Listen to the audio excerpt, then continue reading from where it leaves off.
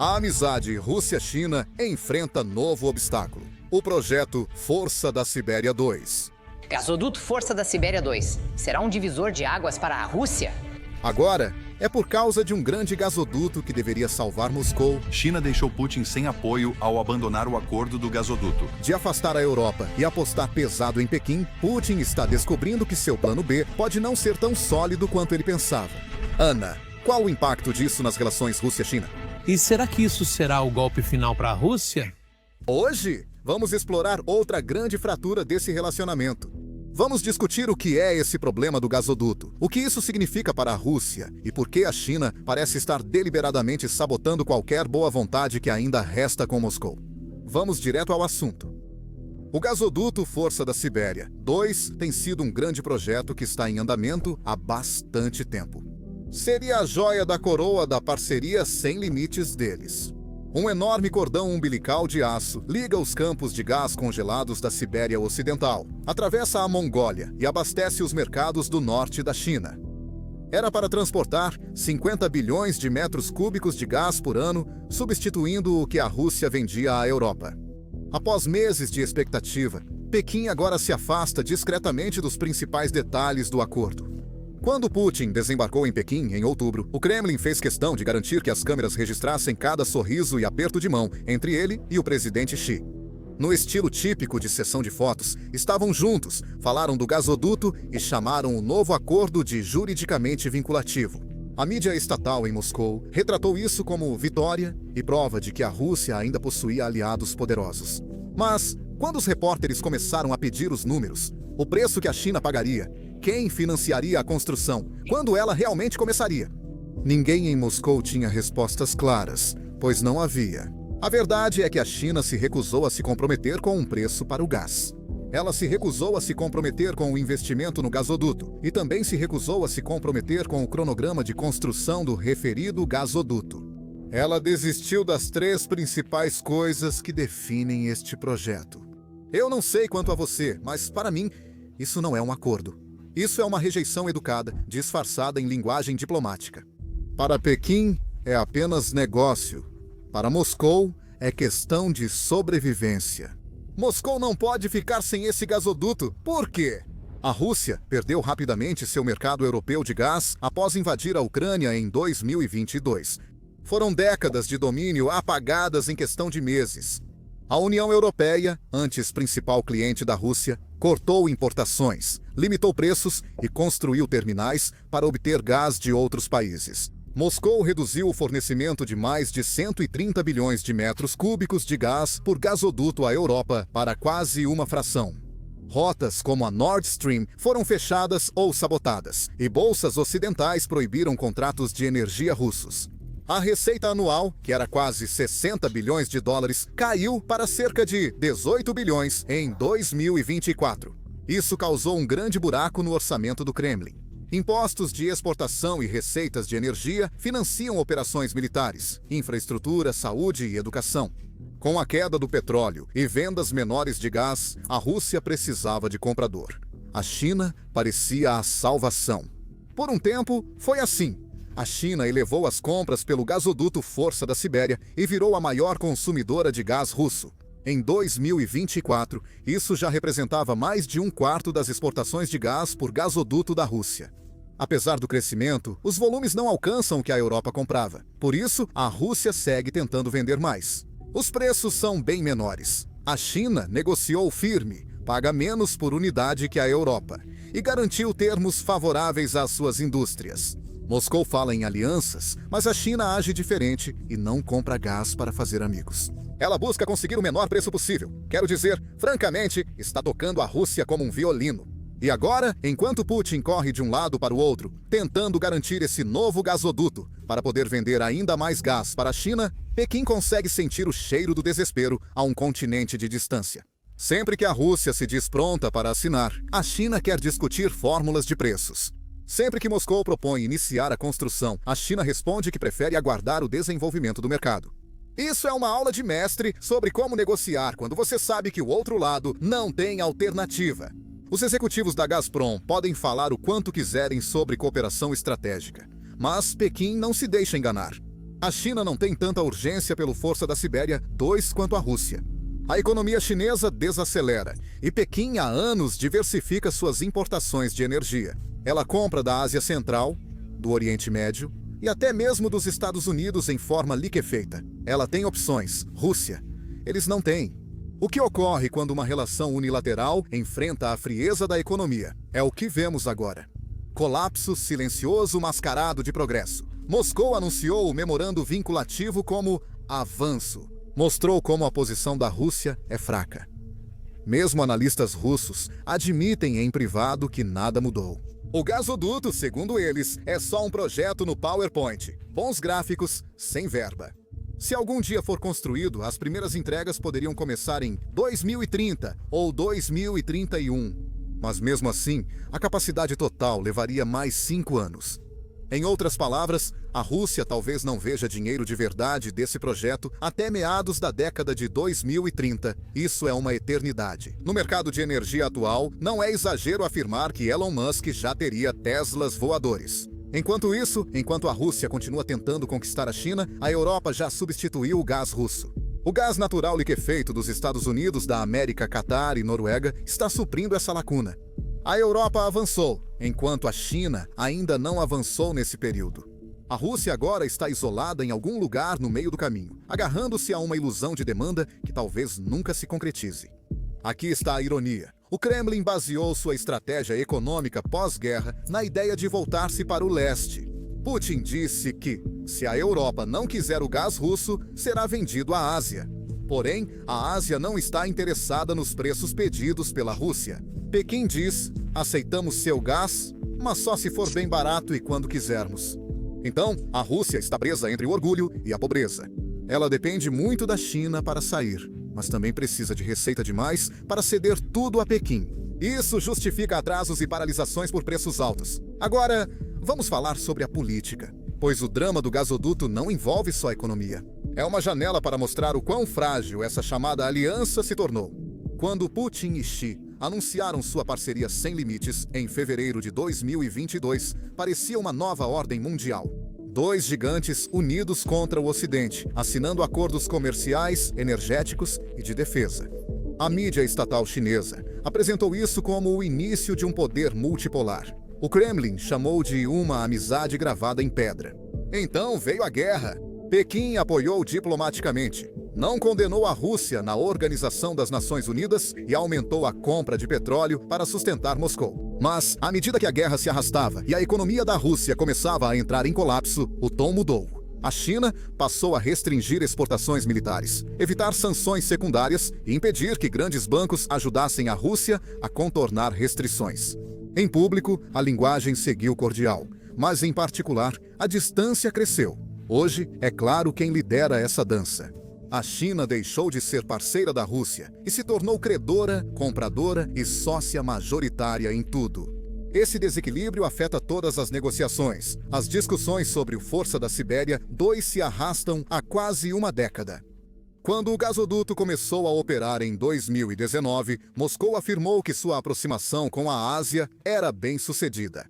Mesmo assim, a China conseguiu grande desconto, cerca de 25% menor que o valor pago pela Europa, segundo analistas.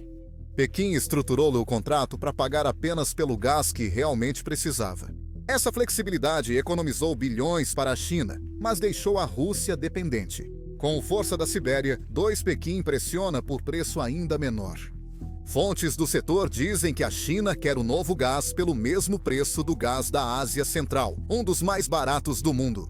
A Gazprom vive um pesadelo financeiro após perder quase metade da receita de exportação desde 2022. A China sabe disso e está usando o tempo como vantagem. Quanto mais Pequim espera, mais desesperada a Rússia fica.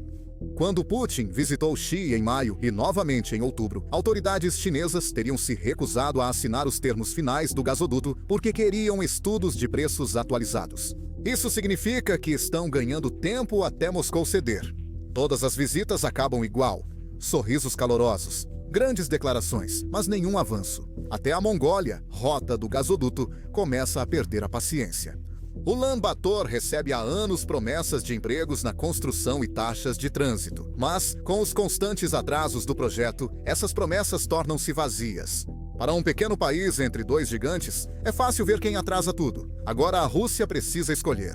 Ela pode aceitar os termos baixos da China ou ver seu projeto de gasoduto ser esquecido. Qualquer uma das opções dói bastante. É por isso que a palavra novamente no nosso título ali embaixo importa.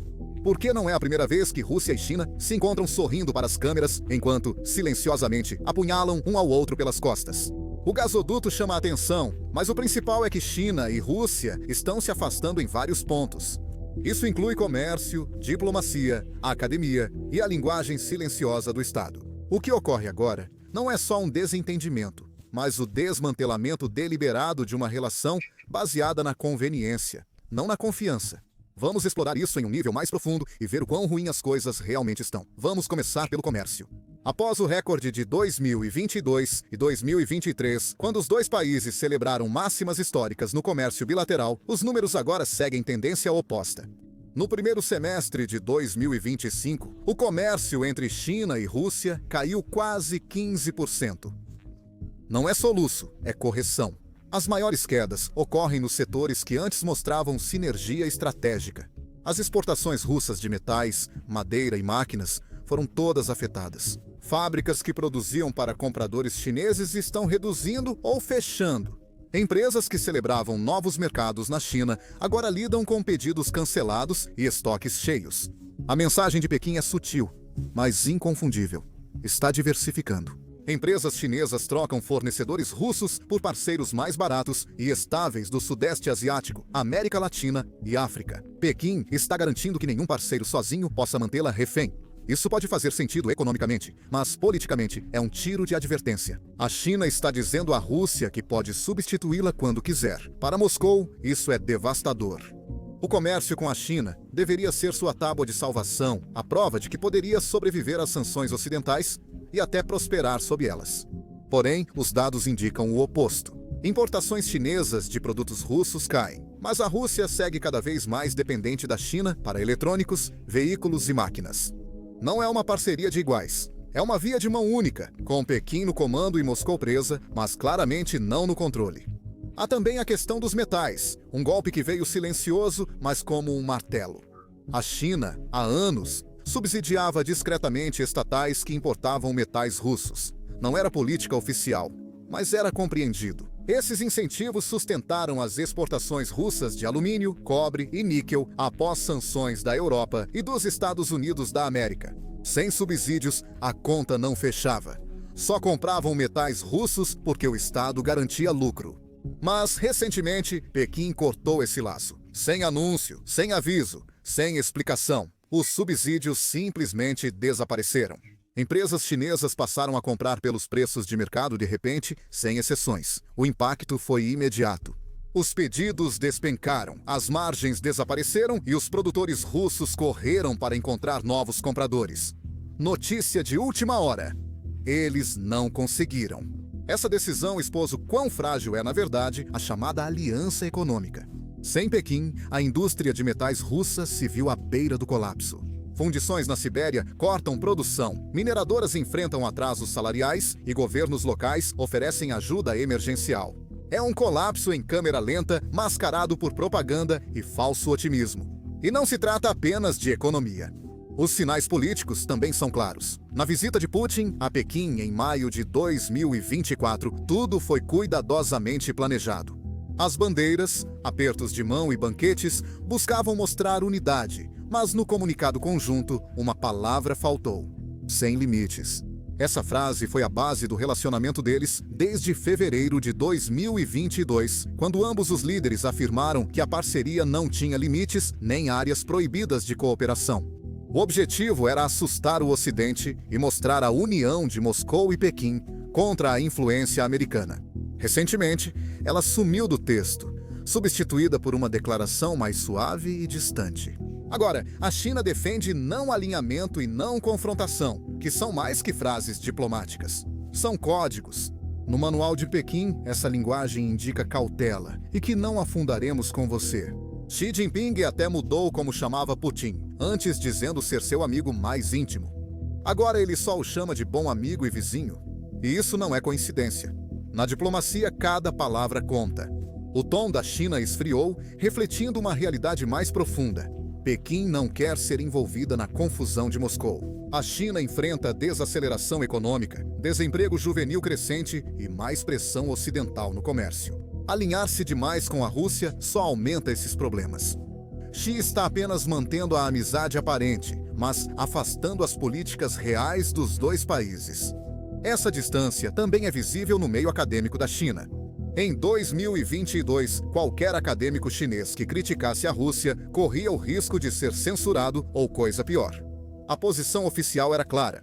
A Rússia era parceira e o Ocidente era o inimigo. Mas em 2024, esse tabu havia sido discretamente levantado.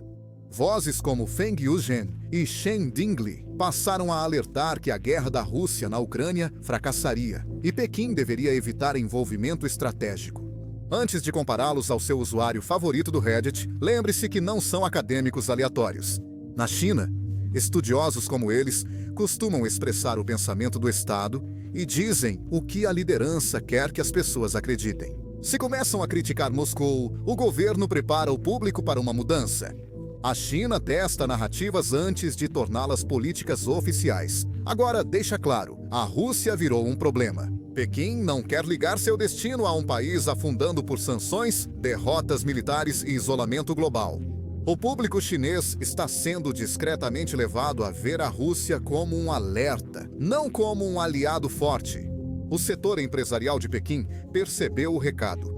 Grandes estatais revisam contratos com empresas russas. Gigantes chinesas como Minmetals e Narinco, líderes em commodities e defesa, iniciaram discretas revisões em acordos de fornecimento. Algumas revisões resultam em cancelamentos, outras geram novas estratégias de aquisição. Pedidos de cobre que iam para a Rússia agora vão para Chile e Peru. O níquel, antes vindo da Sibéria, agora é importado da Indonésia. Fornecedores militares estão evitando componentes russos e optando por alternativas seguras da Coreia do Sul ou Turquia. Essas decisões não são anúncios dramáticos, são ajustes técnicos silenciosos que revelam uma mudança mais profunda. E há ainda outro movimento silencioso de Pequim que diz ainda mais sobre para onde as coisas estão caminhando. A China teria parado de fornecer à Rússia máquinas-ferramenta de alta precisão, o tipo de equipamento que Moscou precisa desesperadamente para manter suas indústrias funcionando. Por anos, fábricas russas usaram tecnologia chinesa para substituir máquinas ocidentais perdidas por sanções. Agora esse fluxo também está secando. Ildar Nuryov, dono de uma grande empresa de manufatura russa, afirmou recentemente que importar equipamentos de alta precisão da China se tornou quase impossível. Máquinas antes precisas a 3 ou 4 microns agora só podem ser adquiridas com licenças especiais de exportação, que quase nenhuma empresa russa consegue obter. Nuryov afirmou que exportar máquinas já adquiridas virou um pesadelo, com autoridades chinesas impondo novos obstáculos e incidentes desagradáveis em cada fase. É um pequeno, mas revelador detalhe. Pequim não só reduz o comércio, mas também aumenta o controle e se afasta de um parceiro que virou mais passivo do que ativo. Essas medidas transmitem mensagens silenciosas e fortes. Pequim prioriza estabilidade e acesso global, não lealdade a Moscou. A amizade deles, antes vista como inquebrável, agora é apenas pragmática. Enquanto isso, a Rússia continua fingindo que nada mudou. A mídia do Kremlin ainda chama o relacionamento de histórico. Putin ainda elogia a coordenação estratégica. Essas grandes frases parecem vazias diante dos números, políticas e tom. A distância se mostra até em detalhes menores. Bancos russos reclamam da lentidão nos pagamentos por correspondentes chineses. Liquidações de comércio transfronteiriço que antes levavam horas, agora demoram dias ou semanas. As inspeções alfandegárias chinesas aumentaram, focando em mercadorias sancionadas disfarçadas de exportações civis. Oficialmente, são verificações de rotina. Extraoficialmente, são lembretes de quem realmente está no comando. É como se Pequim estivesse apertando a coleira, um passo de cada vez. Não chega a causar conflito, mas lembra Moscou quem tem vantagem. Para a China, a relação virou só transação. Para a Rússia, é uma questão existencial. Esse desequilíbrio faz toda a negociação, acordo ou sessão de fotos parecer teatro, tornando este momento ainda mais significativo. Já vimos esse padrão antes. Nos anos 1950, os dois países se chamavam de irmãos, até que a rivalidade ideológica os separou. Na década de 1960, eles apontaram armas nucleares um para o outro. Nos anos 1990, reconstruíram os laços, mas sempre nos termos da China. Nos anos 2020, a história se repete. Amizades começam com promessas e acabam em traições silenciosas. Essas fissuras recentes importam porque mostram um relacionamento baseado em desespero e desconfiança. Não são casos isolados. A Rússia buscava um aliado militar. Conseguiu apenas um vizinho cauteloso que compra energia barata, mas não quer dividir os custos das ambições de Moscou. O fim dos subsídios aos metais, a queda no comércio e a mudança de tom indicam a mesma coisa. A chamada parceria está funcionando no limite. Em 2014, após anexar a Crimeia, a Rússia ficou isolada dos investidores ocidentais. Para provar que ainda tinha aliados influentes, assinou o Acordo Força da Sibéria I com a China. Naquela época, Pequim definiu os termos. Moscou aceitou o preço baixo e assumiu quase todos os custos de construção.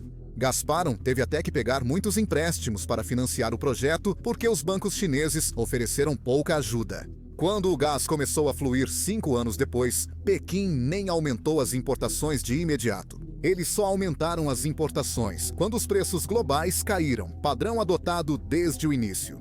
A Rússia faz o trabalho pesado e a China aproveita os benefícios quando é conveniente. Parece familiar? Agora, isso está acontecendo de novo. A diferença é que a Rússia está ainda mais fraca desta vez.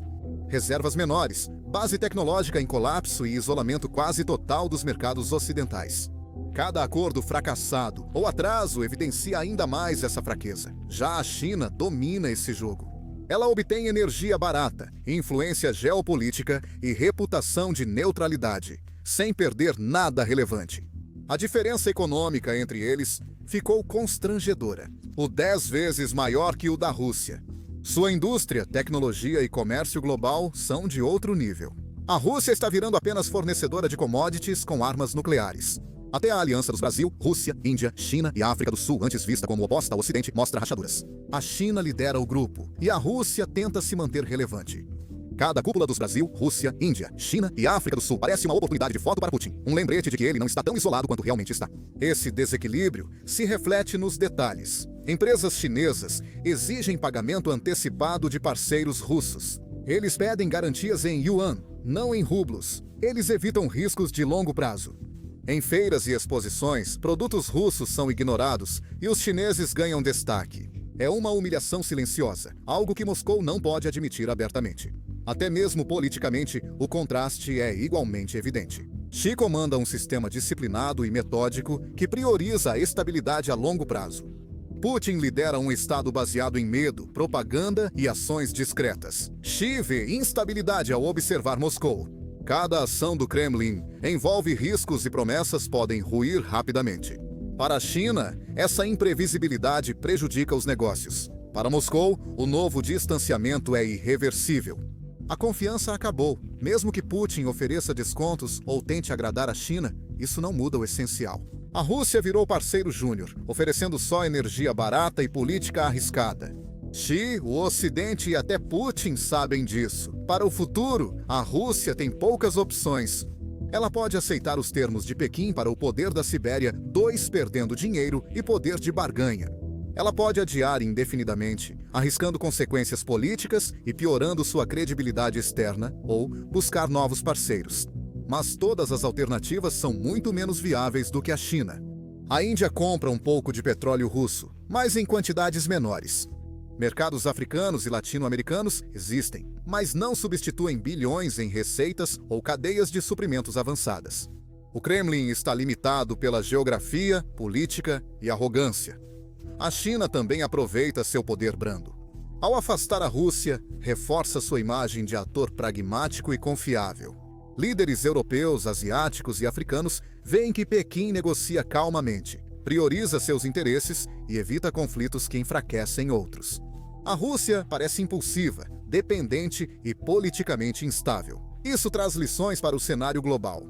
O fim da cooperação energética entre Rússia e China alerta outros países sobre a dependência de Moscou. Acordos com a Rússia parecem lucrativos, mas envolvem alto risco político e parcerias incertas. Quando a China tem outras opções, o lado mais fraco fica com todo o risco. Enquanto a China recua cuidadosamente de Moscou, outros países que observam de fora estão tirando suas próprias conclusões. A Índia, por exemplo, jogou suas cartas com cautela. Continua comprando petróleo russo com desconto, mas também tem receio de se envolver demais. Nova Delhi fortaleceu laços de defesa com o Ocidente e mantém acordos energéticos com Moscou apenas comerciais. O desentendimento entre China e Rússia mostra que em conflitos entre grandes potências é melhor ser flexível do que leal. A Turquia equilibra o comércio com a Rússia, ao mesmo tempo em que busca a OTAN e amplia sua influência na Ásia Central. Esses países não buscam alianças ideológicas, mas influência, e ver Moscou perder o controle fortalece suas negociações. Quanto mais tempo a Rússia mostrar fraqueza e dependência, mais outras potências regionais se imporão. Irã, Brasil e Indonésia estão vendo isso acontecer. Buscando extrair benefícios sem herdar o fardo da Rússia, Moscou já foi um polo em um mundo multipolar. Agora, corre o risco de se tornar um exemplo de advertência. Um lembrete do que acontece quando você aposta todas as suas fichas em um único parceiro e perde. A história do Força da Sibéria 2 resume a relação entre Rússia e China. A Rússia superestima sua importância. A China age com paciência calculada. Moscou se gaba de parcerias e alianças. Pequim assegura discretamente que a relação a favoreça mais do que a Rússia. Esse desequilíbrio não é temporário, é estrutural. Com o gasoduto parado, receitas em queda e isolamento internacional, a Rússia enfrenta uma dura verdade. Sua guinada para a Ásia nunca foi um plano de resgate. Moscou depende mais da China do que o contrário. Cada negociação fracassada, atraso ou recusa educada evidencia isso. Para Moscou, esse fracasso envolve credibilidade, poder e reputação global, além de energia e economia. É uma lição sobre excesso de confiança, lembrando que parceria precisa de equilíbrio e que sorrir para as câmeras não muda a realidade. O mundo vê a Rússia descobrir novamente que ser parceiro júnior de um vizinho mais forte e inteligente tem seu preço. O gasoduto e os acordos podem ser adiados, mas a verdade é inegável. A China domina a situação e a Rússia precisa se alinhar. No final, a Rússia perdeu não só um comprador, mas também sua rede de segurança. Num mundo onde aliados são investidores, essa perda é fatal. Obrigado por assistir.